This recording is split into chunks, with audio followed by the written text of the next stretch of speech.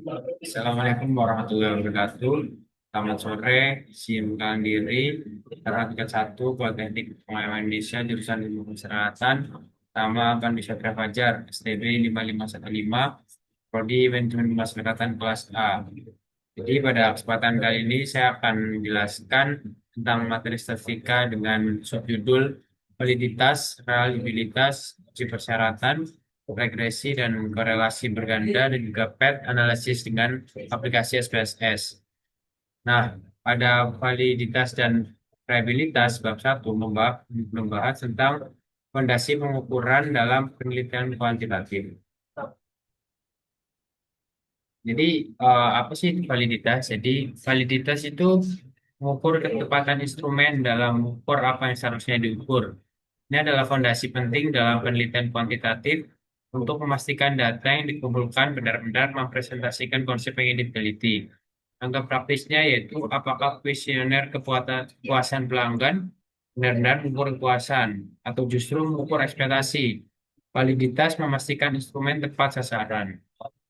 Nah, adapun validitas dibagi menjadi tiga, yaitu validitas konten, validitas konstruk, dan validitas kriteria. Pengertiannya, validitas konten yaitu kesesuaian isi instrumen dengan konsep yang diukur berdasarkan kajian literatur dan expert judgment.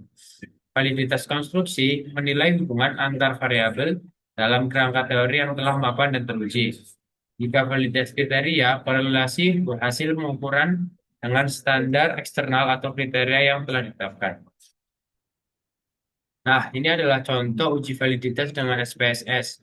Paralelisasi item total. Langkah analisisnya itu yang pertama, buka aplikasi SPSS dan input data kuesioner. Yang kedua, pilih analyze, correlate, and differentiate. Selanjutnya, masukkan semua item dan total score. Yang selanjutnya, pilih version correlation. Terakhir, pilih klik OK untuk hasil.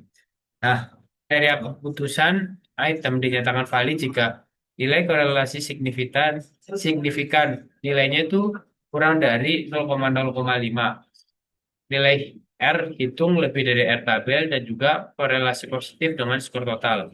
Contoh, R hitung itu hasilnya 0,534 dengan P sama dengan 0,001. Berarti dinyatakan valid karena P kurang dari 0,05 dan R lebih dari 0,3.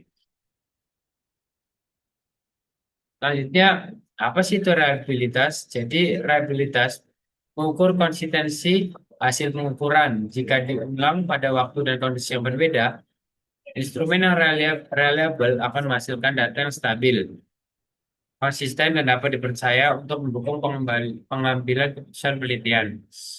Instrumen yang reliable adalah instrumen yang jika digunakan beberapa kali untuk mengukur objek yang sama, akan menghasilkan data yang sama atau hampir sama. Nah, adapun metode uji reliabilitas itu ada tiga. Pertama ada Cronbach Alpha. Itu metode paling populer untuk mengukur konsistensi internal. Nilai nilai P sama dengan lebih dari 0,7 dianggap reliable jika alpha lebih dari 0,8 itu sangat reliable. Nah, untuk langkah di aplikasi SPSS-nya itu yang pertama eh, cari analyze, scale, lanjutnya reliability analyze, kemudian masukkan semua item, lalu pilih model alpha, lalu klik statistik untuk item statistik, lanjutnya klik OK. Selanjutnya interpretasi hasil. Jadi periksa nilai Cronbach alpha dan Cronbach alpha if item delete untuk identifikasi item yang menurunkan reliabilitas. Contohnya untuk output uji reliabilitas SPSS itu 0,85 untuk Converge Alpha. Instrumen sangat reliable dengan konsistensi internal tinggi. 20 jumlah item total pertanyaan dalam instrumen penelitian dan 150 responden. Itu ukuran sampel yang digunakan untuk uji reliabilitas. Jadi interpretasinya nilai Converge Alpha sama dengan 0,85 menunjukkan konsistensi internal yang sangat baik.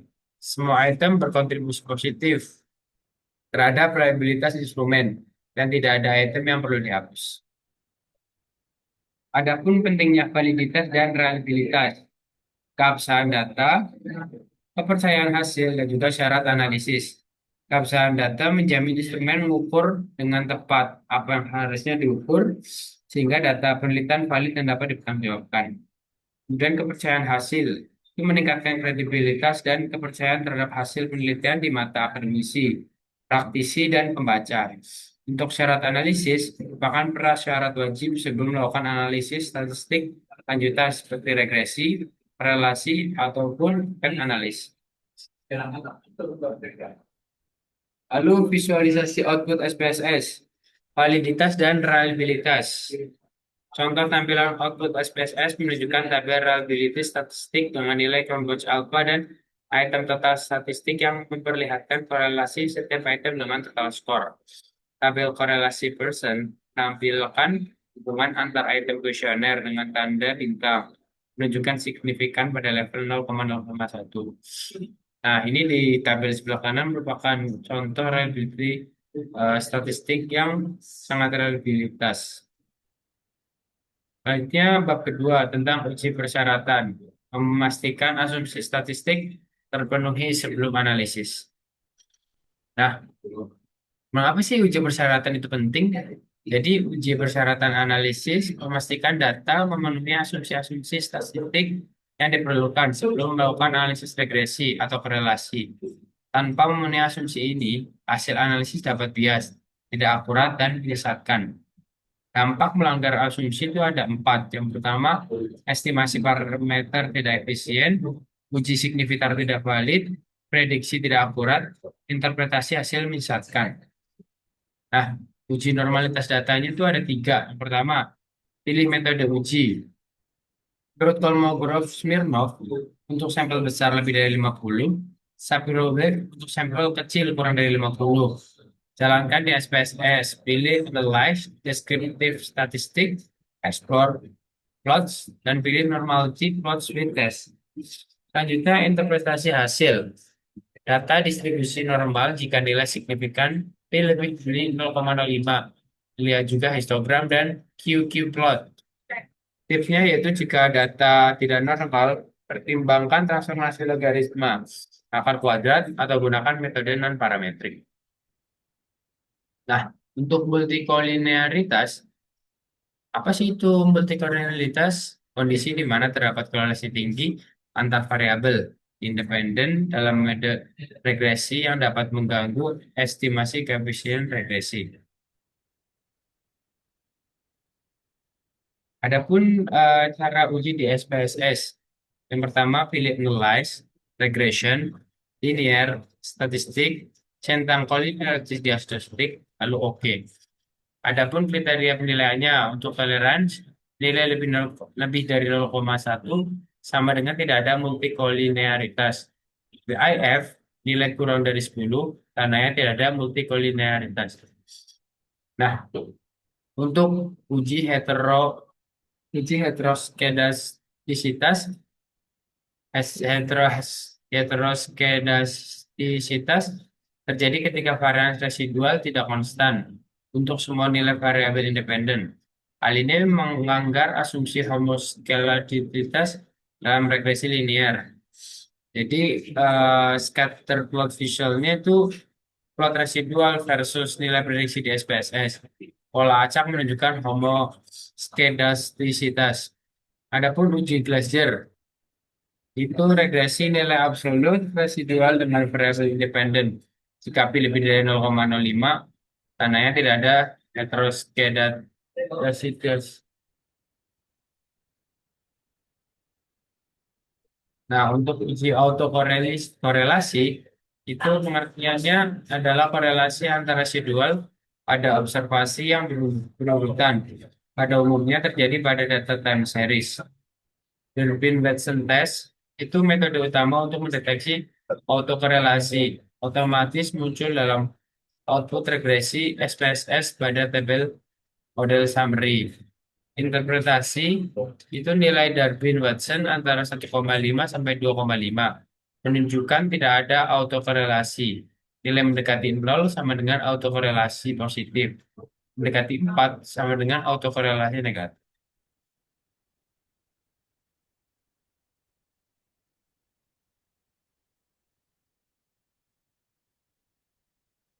Lalu untuk contoh output uji asumsi klasik di SPSS, itu untuk tabel convenience menampilkan nilai tolerance dan VIF untuk setiap variabel independen, serta nilai Darwin-Watson di bagian model summary.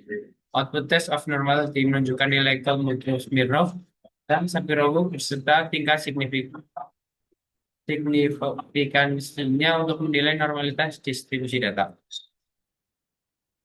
Yang selanjutnya yaitu regresi dan korelasi bab 3, membahas tentang menganalisis hubungan dan pengaruh antar variabel. Regresi linear berganda adalah metode statistik untuk memodelkan hubungan antara satu variabel dependen atau terikat dengan dua atau lebih variabel independen atau bebas. Kesamaan matematisnya yaitu Y sama dengan A plus B1 X1 plus B2 X2 plus sampai ditambah Bn Xn tambah E, di mana Y itu variabel dependen, A itu konstanta, B itu koefisien regresi, dan X itu variabel independen, E itu error term. Nah, untuk contoh kasus faktor yang mempengaruhi penjualan. Contoh, X1 harga, tingkat harga produk yang ditawarkan pada konsumen dalam rupiah. Lalu X2-nya promosi, budget iklan dan promosi yang dialokasikan dalam juta rupiah. X3 itu kualitas, skor kualitas produk berdasarkan rating pelanggan skala 1 sampai 10. Yang selanjutnya itu Y sama dengan penjualan, volume penjualan produk per bulan dalam unit. Penelitian ini bertujuan mengetahui pengaruh harga, promosi, dan kualitas produk secara simultan dan parsial terhadap volume penjualan.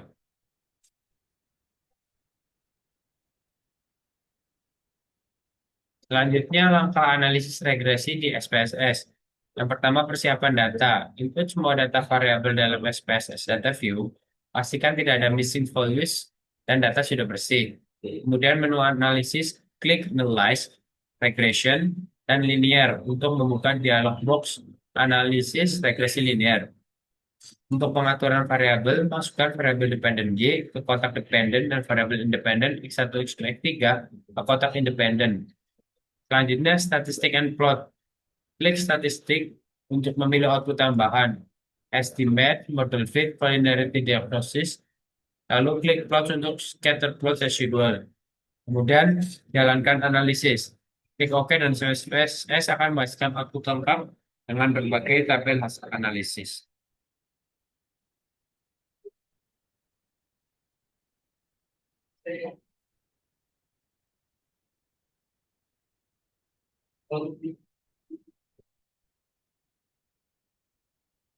Kemudian untuk output SPSS regresi berganda, interpretasi. Jadi untuk R square atau R kuadrat, 75% varian penjualan dijelaskan oleh harga, promosi, dan kualitas produk. Kemudian untuk korelasi ganda atau R, hubungan sangat kuat antara variabel independen dengan penjualan. Adjusted R kuadrat, nilai R kuadrat yang disesuaikan dengan jumlah variabel dalam model. Uji T itu parsial, menguji pengaruh setiap variabel independen secara individual terhadap variabel dependen. Signifikan jika P kurang dari 0,05. Untuk uji F atau simultan, itu menguji pengaruh semua variabel independen secara bersama-sama terhadap variabel dependen. Model layak jika P kurang dari 0,05.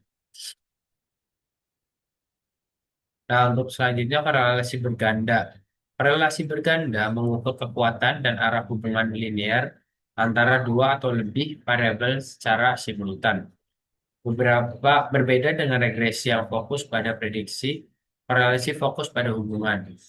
Koefisien korelasi ganda atau R mengukur hubungan antara variabel dependen dengan kombinasi variabel independen. Nilainya 0 sampai 1. Untuk korelasi parsial, itu mengukur hubungan antara dua variabel dengan mengendalikan pengaruh variabel lain.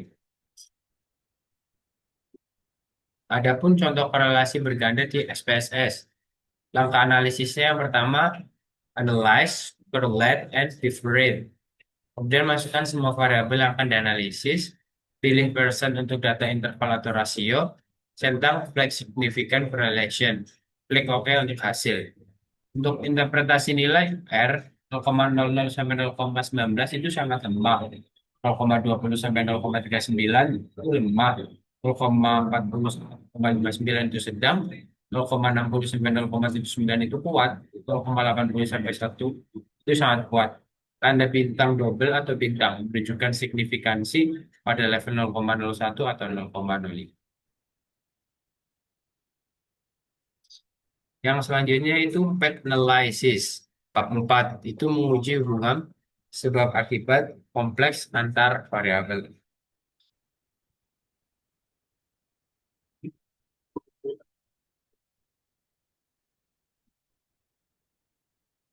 Apa sih itu path analysis?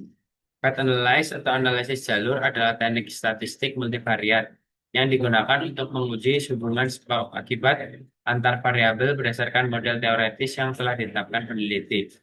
Keunggulan dari path analysis yaitu menguji efek langsung dan tidak langsung, menganalisis hubungan kompleks multilevel, menguji variabel, variabel mediator, dan juga visualisasi hubungan dalam diagram jalur. Path analysis adalah perluasan dari analisis regresi berganda yang memungkinkan peneliti untuk menguji model teoretis yang lebih kompleks dengan variabel mediator. Nah, selanjutnya variabel dalam path analysis. Jadi variabel eksogen atau exogenous, variabel bebas yang tidak dipengaruhi oleh variabel lain dalam model. Biasanya merupakan variabel independen, awal yang menjadi titik awal sebab akibat. Contohnya itu motivasi kerja, lingkungan kerja dalam penelitian, kinerja karyawan. Untuk variabel endogen atau endogenous, variabel yang dipengaruhi oleh variabel lain dalam model dapat berperan sebagai variabel mediator atau mempengaruhi variabel lain atau variabel dependen akhir. Contohnya itu kepuasan kerja atau mediator dan kinerja karyawan atau dependen akhir.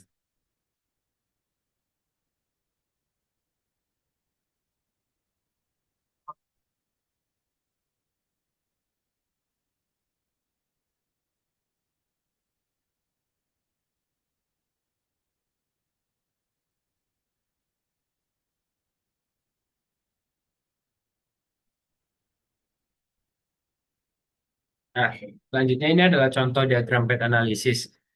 Kotak atau lingkaran itu mempresentasikan variabel dalam model eksogen dan endogen. Panah satu arah menunjukkan hubungan sebab akibat langsung dari satu variabel ke variabel lain. Panah dua arah menunjukkan korelasi atau covariance antara dua variabel eksogen tanpa asumsi kausalitas. Selanjutnya, koefisien jalur atau pad koefisien. Angka di atas panah menunjukkan kekuatan pengaruh antar variabel. Langkah analisis pad di SPSS atau AMOS. Yang pertama, persiapan data. Simpan data SPSS dalam format .sfv. Pastikan semua variabel sudah bersih dan tidak ada missing values yang signifikan. Kemudian buka AMOS Graphics. Launch IBM SPSS AMOS dari menu Start atau icon aplikasi. AMOS adalah add-on SPSS khusus untuk Structural Equation Modeling atau SEM. Kemudian buat diagram jalur. Gunakan toolbar untuk menggambar variabel otak, panel hubungan kausal, dan error terms sesuai dengan model hipotesis teoretis. Kemudian yang keempat, input data file. Klik file, lalu data files, file name, pilih file SIV dari SPSS yang berisi data penelitian. Kemudian jalankan analisis, klik icon calculate estimate atau kalkulator atau analyze, lalu calculate estimate untuk memproses model. Lihat output, itu view text output untuk melihat hasil analisis lengkap termasuk koefisien jalur, goodness of fit, dan signifikan. Kemudian interpretasi output path analysis. Koefisien jalur atau path koefisien itu nilai standardized atau unstandardized yang menunjukkan kekuatan pengaruh langsung antar variabel. Semakin besar nilai absolut, semakin kuat pengaruhnya. Untuk direct effect itu pengaruh langsung dari variabel independen ke dependen tanpa melalui mediator. Indirect effect itu pengaruh melalui variabel mediator. Dihitung dengan mengalihkan koefisien jalur yang membentuk jalur tidak langsung. Kemudian total effect, jumlah dari direct effect dan indirect effect, menunjukkan pengaruh total variabel independen terhadap dependen. Total effect itu sama dengan direct plus indirect. Signifikan P itu values, jalur signifikan jika P kurang dari 0,05 atau critical ratio-nya itu lebih dari 1,96. Ini menunjukkan hubungan kausal yang secara statistik.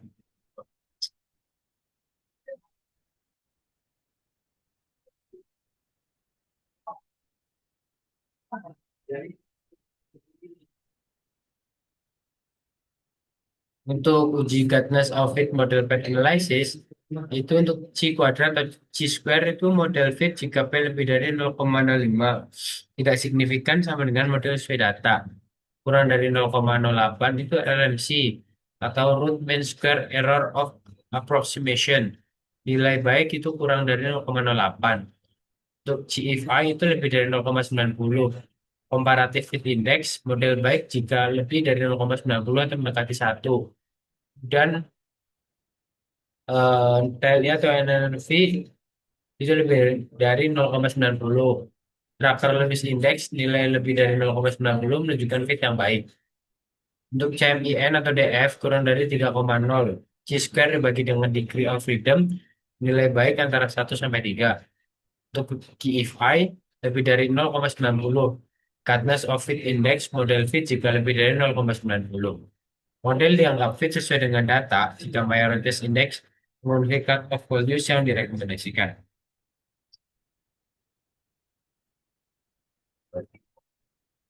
Kemudian studi kasus faktor yang mempengaruhi kinerja karyawan. Itu model penelitiannya menguji pengaruh motivasi kerja dan lingkungan kerja terhadap kinerja karyawan dan kepuasan kerja sebagai variabel mediator.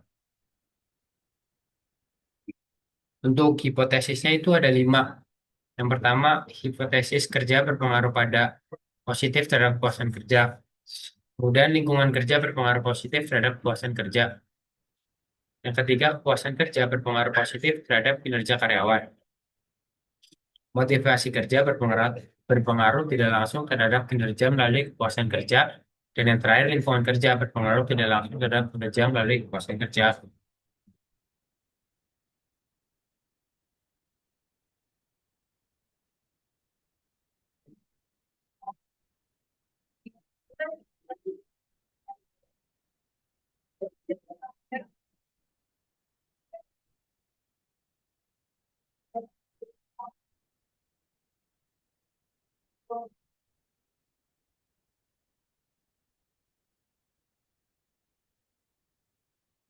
Ini contoh diagram jalur dan hasil analisis efisiensi jalur standar untuk jalur hubungan koefisien dan p-values.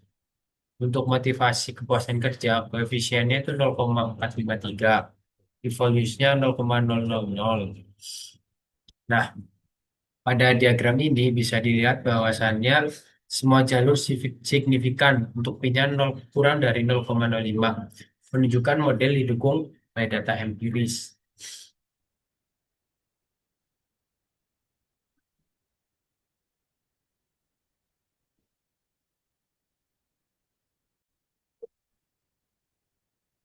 Untuk selanjutnya itu keterbatasan path analysis. Pertama ada asumsi linearitas. Path analysis mengasumsikan hubungan linear antar variabel. Hubungan nonlinear tidak dapat dimodelkan dengan baik tanpa transformasi. Lalu tidak ada feedback loop.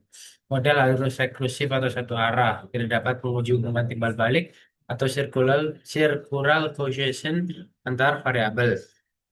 Selanjutnya, ukuran sampel besar. Memerlukan sampel minimal 200 responden untuk hasil yang stabil dan reliable. Sampel kecil dapat menghasilkan estimasi yang bias. Selanjutnya, sensitivitas terhadap misspecification. Kesalahan spesifikasi model itu menambah atau mengurangi jalur. Dapat mempengaruhi hasil secara signifikan. Model harus berbasis teori kuat. Selanjutnya, tips praktis untuk SPSS dan AMOS untuk path analysis. Yang pertama, persiapan data berkualitas. Pastikan data bersih, tidak ada outlier ekstrim, dan missing values telah ditangani dengan proper. Yang pertama itu caranya deletion, imputation, atau metode lain, lalu uji validitas dan reliabilitas terlebih dahulu. Kemudian model teoretis yang kuat. Bangun model berdasarkan teori dan penelitian terlebih dahulu yang solid. Hindari data-driven model yang hanya menambah jalur untuk tingkatan fit tanpa justifikasi teoretis.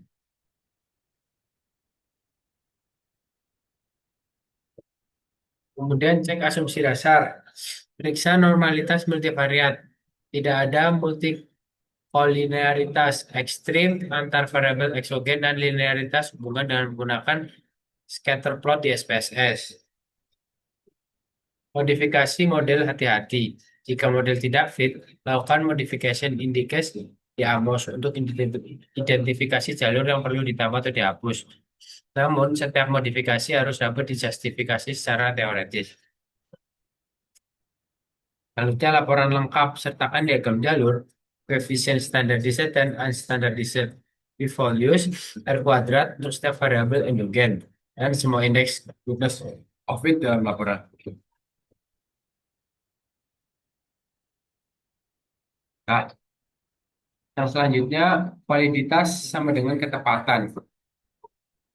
Ya, instrumen mengatur dengan tepat apa yang seharusnya diukur, uji dengan korelasi item total di SPSS. Kemudian reliabilitas itu sama dengan konsistensi. Instrumen menghasilkan hasil yang konsisten jika diulang. Uji dengan converge alpha, alfanya itu lebih dari 0,7. Keduanya adalah fondasi penting untuk memastikan kualitas data penelitian kuantitatif sebelum sebelum analisis lanjutan.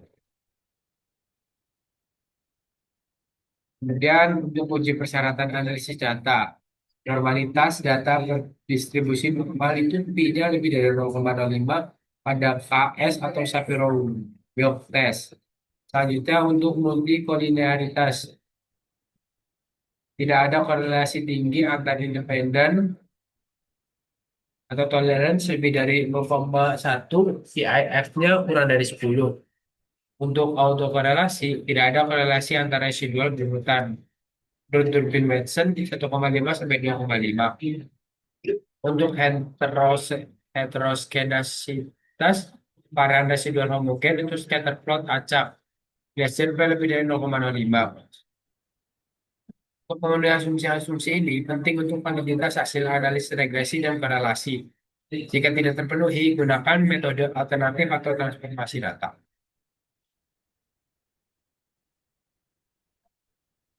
Kemudian, rangkuman analisis regresi dan korelasi berganda.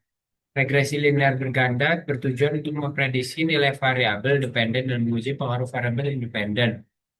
Output utamanya persamaan regresi, koefisien B berkuadrat, uji T, dan F signifikansi. Aplikasinya itu prediksi, pengambilan keputusan, dan identifikasi faktor dominan. Kemudian untuk korelasi berganda bertujuan untuk mengukur kekuatan dan arah hubungan antar variabel. Output utama koefisien korelasi R, R ganda, signifikansi, dan korelasi parsial. Aplikasinya itu eksplorasi hubungan, identifikasi variabel yang berkorelasi. Kedua metode ini saling melengkapi dalam analisis hubungan multivariat dan sering digunakan bersama dalam penelitian.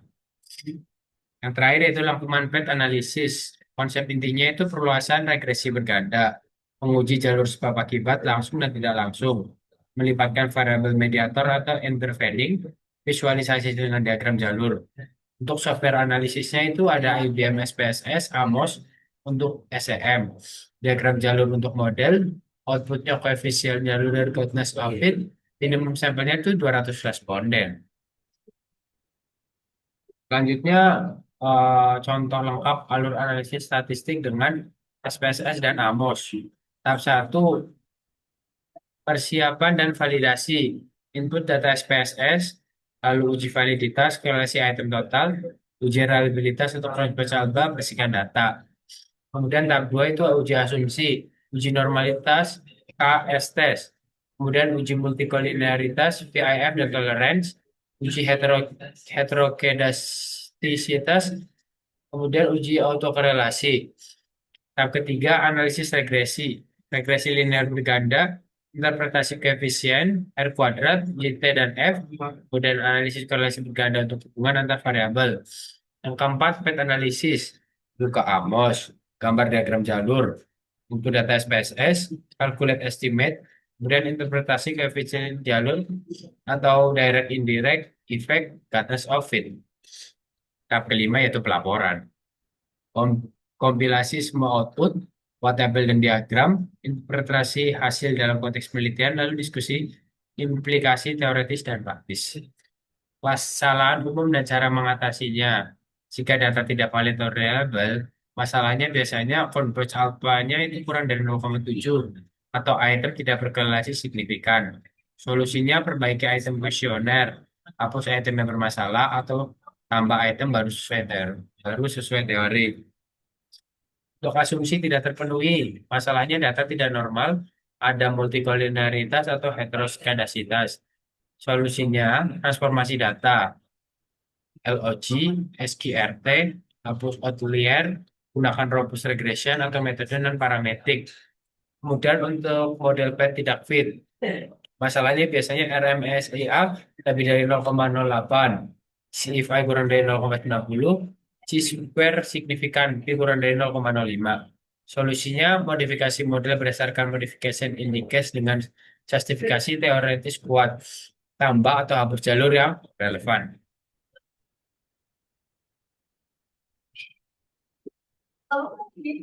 Terima kasih, mungkin itu yang dapat saya sampaikan. Kurang lebihnya mohon maaf. Terima kasih, selamat sore. Assalamualaikum warahmatullahi wabarakatuh.